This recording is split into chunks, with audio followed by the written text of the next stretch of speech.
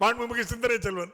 மாண்பமை பேரவை தலைவர் அவர்களே, என் நன்றி கொண்டார்க்கும் உய்வுண்டாம் உய்வில்லை, செய் நன்றி கொன்ற மகற்கு.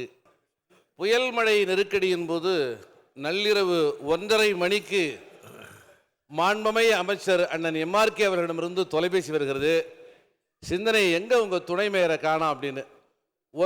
இரவு 1:30 மணி அளவில் கூட களத்தில் நின்று களப்பணியாற்றி அந்த மக்களை பாதுகாத்த மரியாதைக்குரிய அமைச்சர் அண்ணன் எம்ஆர்கே அவர்கள், மாண்பமை அமைச்சர் அண்ணன் பொன்முடி அவர்கள், மரியாதைக்குரிய பொதுத்துறை அமைச்சர் அண்ணன் ஏவா வேல் அவர்கள், 15 நாட்களாகும் மின்சாரம் சீராவதற்கு என்று எண்ணியிருந்தேன். 15 மணி நேரத்திற்குள்ளாகவே அதை மீட்டு கொடுத்த நம்முடைய மின்துறை அமைச்சர் மரியாதைக்குரிய செந்தில் பாலாஜி அவர்கள், விக்கிரவாண்டி பகுதியில் மீட்பு பணிகளை மேற்கொண்ட மரியாதைக்குரிய அமைச்சர் எஸ் சிவசங்கரன் அவர்கள், எல்லாவற்றையும் தாண்டி புயல் வந்து தணிந்த அடுத்த வினாடியே களத்தில் நின்று நிவாரணப் பணிகளை மேற்கொண்ட மாண்பமை துணை முதல்வர், மறுநாளே களத்தில் வந்து நின்ற மாண்பமை முதல்வர், இவர்களுக்கெல்லாம் நன்றி சொல்வது தமிழர்களின் மரபு.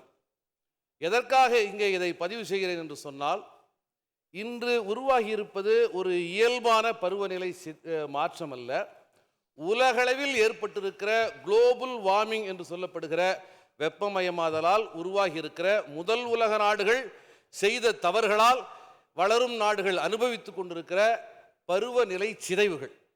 இவற்றை எல்லாவற்றையும் அரசியலாக்குவது, எல்லாவற்றையும் போராட்டமாக்குவது என்பதை விடுத்து தமிழ் சமூகம் இணைந்து இந்த பேரிடரிலிருந்து நம்மை பாதுகாத்துக் கொள்வதற்கான வழிமுறைகளை மேற்கொள்ள வேண்டும் என்கிற உணர்விலிருந்து நன்றி சொல்ல நான் கடமைப்பட்டிருக்கிறேன். அதே நேரத்தில் தூர்வாருவது என்பதற்கான ஒரு மக்கள் இயக்கம் குறித்து அரசு சிந்திக்க வேண்டும் என அன்போடு கேட்டுக்கொள்கிறேன்.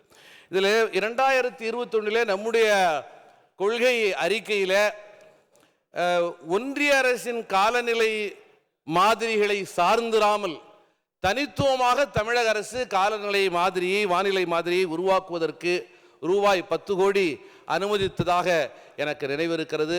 ஆகவே அந்த பணியை துரிதப்படுத்த வேண்டும் என்றும் இந்த தருணத்தில் நான் கேட்டுக்கொள்ள கடமைப்பட்டிருக்கிறேன்.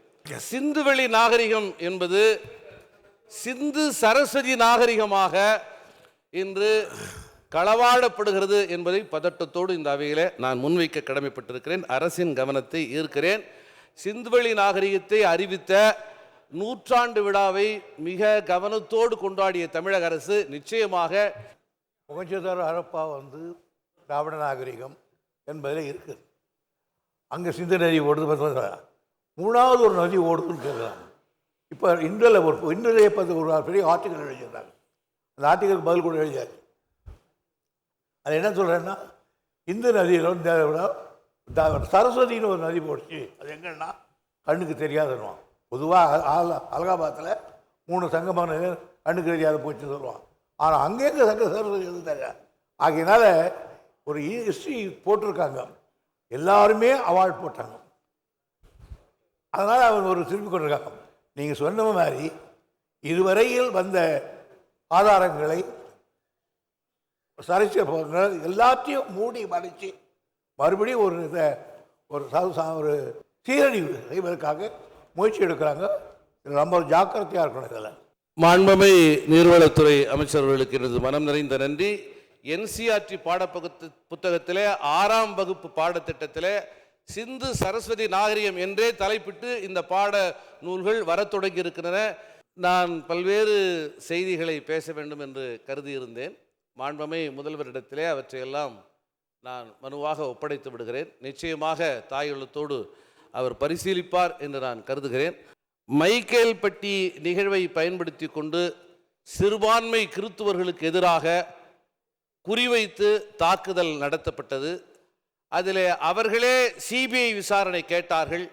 அந்த சிபிஐ விசாரணையில் மதமாற்ற முயற்சிகள் எதுவும் தமிழகத்தில் நடைபெறவில்லை என அந்த சிபிஐ அமர்வு தீர்ப்பளித்திருக்கிறது.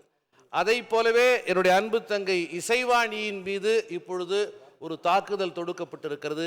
இது தனி மனிதர் மீது தொடுக்கப்பட்ட தாக்குதல் அல்ல, சிறுபான்மை மக்களுக்கு எதிரான வன்மத்தை கக்குவதற்கு தனிநபர்களை குறியீடாக மாற்றுகிறார்கள் தமிழக அரசு.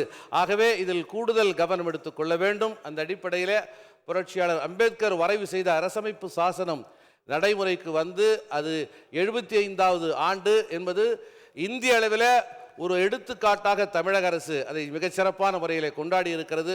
ஒரே ஒரு வேண்டுகோள், புரட்சியாளர் அம்பேத்கருடைய மணிமண்டபத்தில் இந்த ஆண்டை கொண்டாடுகிற வகையில் ஒரு நினைவரங்கத்தை கட்டி தமிழக அரசு பெருமைப்படுத்த வேண்டும் என கேட்டுக்கொண்டு வாய்ப்பிற்கு நன்றி கூறி நிறைவு செய்கிறேன். நன்றி, வணக்கம்.